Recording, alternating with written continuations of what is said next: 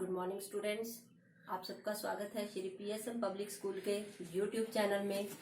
बच्चों, सबसे पहले आपने एक काम करना है कि हमारे श्री पीएसएम पब्लिक स्कूल के यूट्यूब चैनल को सब्सक्राइब करना है और उसे जो वीडियो टीचर्स बना के भेजते हैं उसे लाइक भी जरूर करना है। प्यारे बच्चों, पहले हमने हिंदी व्याकरण के विषय को चूज किया था, उसके हमने कुछ पाठ किए हैं। आज मैं आपके सामने लेके आई हूँ 5वीं कक्षा का पाठ्य पुस्तक में से पहला पाठ, राख की रस्सी। राख की रस्सी एक बहुत अच्छी कहानी है। प्यारे बच्चों, आपने इस कहानी को बड़े अच्छे से सुनना है। कहानियां सुनना तो सबको पसंद है, मुझे पता है आपको ये कहानी भी बहुत अच्छी लगेगी। और इस कहानी के अंत में, जितना मैं आज आपको पाठ करवाऊंगी, उसके अंत में मैं आपसे कुछ क्वेश्चन भी पूछूंगी। तो आपने बड़े ध्यान से इस कहानी को सुनना है, समझना है और उन क्वेश्चंस के आंसर जो है वो अपनी कॉपी पे लिख के मेरे व्हाट्सएप नंबर पर सेंड जरूर करना है। तो चलिए अभी हम शुरू करते हैं। पाठ नंबर 1, राख की रस्सी। सबसे पहले पाठ में है, ये तिब्बत के राजा थे, 32वें राजा, उनके मंत्री थे, उनका नाम था लोनोपोगार। मैं आपको अच्छे से पढ़ के बताती हूँ। सबसे पहले लोनोपोगार तिब्बत के 32वें राजा। अब राजा का नाम जो था वो क्या था? सोनगवसैन गाम्पो। सोनगवसैन गाम्पो के मंत्री थे। अब राजा के मंत्री कौन थे? वो थे लोनोपोगार। ठीक है। उसमें क्या था? वे अपनी चालाकी और हाजिर जवाबी के लिए दूर दूर तक मशहूर हो गए थे, क्योंकि वो उनके पास जो था इतना दिमाग था कि वो किसी भी काम का जो है जल्दी जल्दी से जवाब दे देते थे, हर एक काम बड़े अच्छे से करते थे, इसलिए वो बहुत मशहूर थे। और वो राजा के मंत्री थे, इसलिए थोड़ा और ज्यादा मशहूर हो गए। अब क्या हुआ, जब उनके सामने जो था कोई भी मतलब वार्तालाप करने में कोई भी टिक नहीं पाता था। तो चैन से जिंदगी चल रही थी, बहुत अच्छे से उनका समय व्यतीत हो रहा था। मगर जब से उनका बेटा बड़ा हुआ था तो उन्हें एक चिंता लगी हुई थी। उनके लिए चिंता का विषय क्या था? कारण ये था कि वह बहुत ही भोला था। उनका बेटा उनके जैसे चुस्त चालाक नहीं था, हाजिर जवाबी नहीं था। तो अब उनको जो है ये चिंता थी कि मेरे बाद जो है मेरा बेटा अपना गुजारा कैसे करेगा, क्योंकि वो बहुत ज्यादा सीधा साधा था। अब बाद में क्या हुआ कि लोनोपोगार बहुत दिनों तक सोचते रहे कि अब मैं इसको कैसे समझाऊं, कैसे ये चालाकी भरे काम करे। अब हुआ क्या, एक दिन लोनोपोगार ने अपने बेटे को 100 भेड़ें दी। कितनी भेड़ें दी? उन्होंने उसे 100 भेड़ें दी। भेड़ पता है ना, शीप, जिसकी बाल के ऊन से जो ऊन होती है, उनकी ऊन से कंबल बनते हैं। हमारे गर्म कपड़े जो है वो ऊन से बनाए जाते हैं। तो इस तरह उन्होंने उसे वो भेड़ें दे दी और उन्होंने 100 भेड़ें देकर अपने बेटे को कहा कि तुम इन भेड़ों को लेके शहर जाओ, मगर इन्हें मारना या बेचना नहीं है। इन्हें वापस लाना है 100 जौ के बोरे के साथ। भेड़ें भी 100 की 100 वापिस आए और उनके साथ क्या लेके आना है? 100 जौ के बोरे, वरना मैं तुम्हें घर में नहीं घुसने दूंगा। ऐसा जो है लोनोपोगार ने अपने बेटे से कहा। उसके बाद जो है उन्होंने बेटे को शहर की तरफ रवाना किया। लोनोपोगार का बेटा शहर पहुंच गया, मगर इतने बोरे जौ खरीदने के लिए उसके पास ना तो पैसे थे, ना कोई और साधन था। अब पिता ने उससे कह रखा था कि भेड़ों को मारना भी नहीं है, उनको बेचना भी नहीं है। अब उसको ये चिंता हो रही थी कि वो 100 जौ के बोरे कैसे खरीदेगा, फ्री में तो कोई उसे देगा नहीं। तो अब इस समस्या को सोचते सोचते वो क्या करता है, एक सड़क किनारे जो है आराम से बैठ जाता है। सड़क किनारे बैठ के वो इस चिंता में अभी बैठा होता है, तभी उसे एक लड़की मिलती है। तो लड़की उससे पूछती है कि तुम इतने दुखी क्यों हो? तो वो अपनी बात जो है लड़की को बताता है कि ऐसे ऐसे मेरे पिता ने मुझे कहा है कि ये 100 भेड़े लेके जाओ और 100 जौ के बोरे इनके साथ ही वापिस लेके आओ।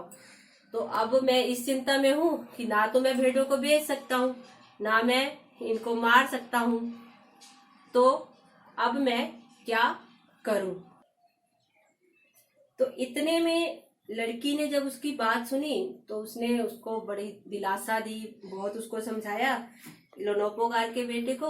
अरे तब क्या हुआ, मैं इसका उपाय जानती हूँ, लड़की इतनी समझदार थी, उसने बोला मैं तुम्हें तुम्हारी 100 भेड़ें भी वापिस लेके जाने दूंगी और तुम्हें 100 जौ के बोरे भी खरीद कर दे दूंगी।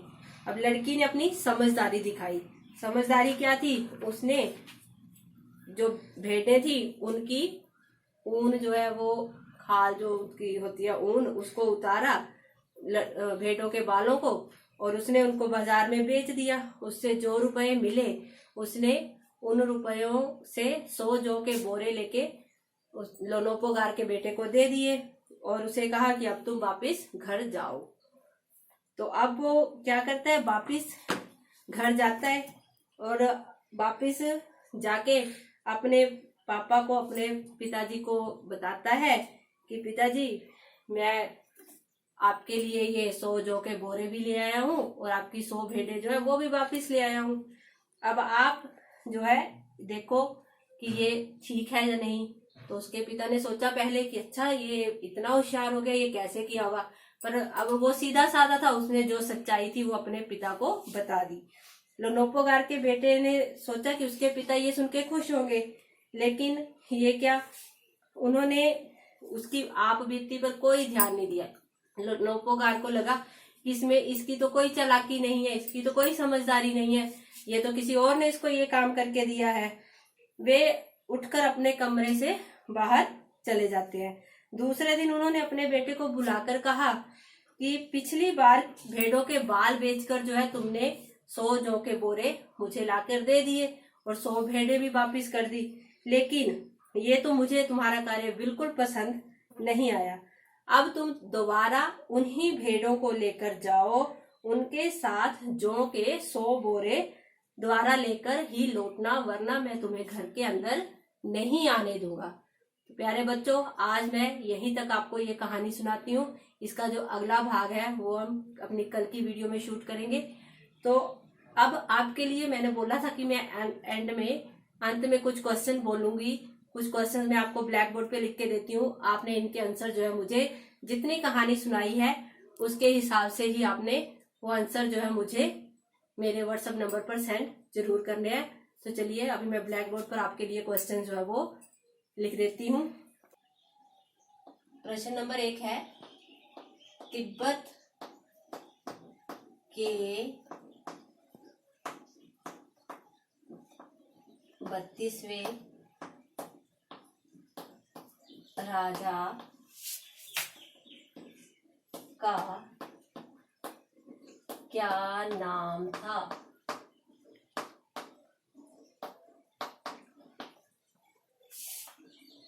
प्रश्न नंबर 2,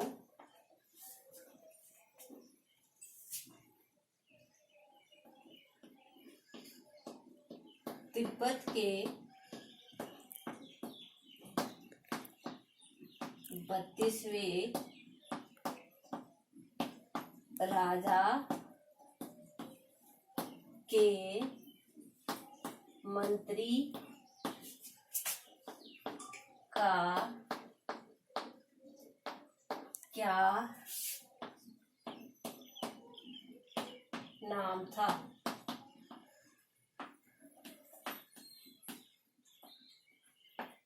प्रश्न नंबर 3 है,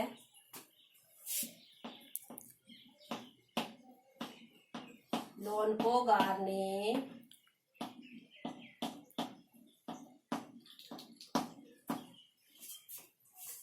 अपने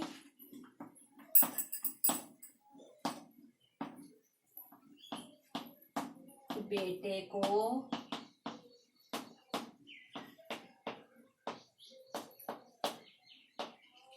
कितनी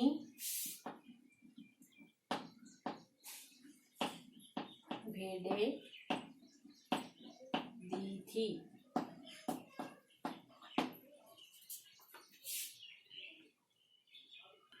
प्यारे बच्चों, एक बार फिर आपने ये जो है क्वेश्चन जो है ये अपनी उस पे लिख के कॉपी पे मेरे व्हाट्सएप नंबर पर इनके आंसर जरूर सेंड करने हैं और हमारे चैनल को लाइक और सब्सक्राइब करना ना भूलें।